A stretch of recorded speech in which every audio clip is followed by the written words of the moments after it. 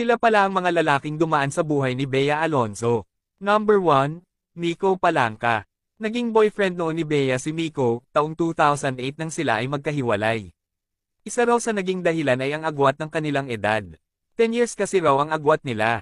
Number 2, Zanjo Marudo. Naging magkasintahan sila taong 2011.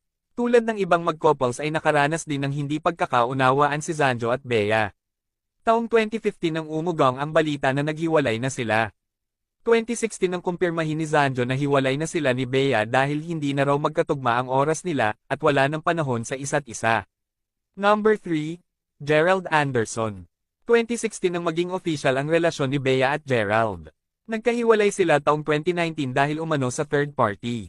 Saad ni Bea hindi niya kayang makipagkaibigan sa taong hindi mapagkakatiwalaan at walang pananagutan sa kanyang mga aksyon.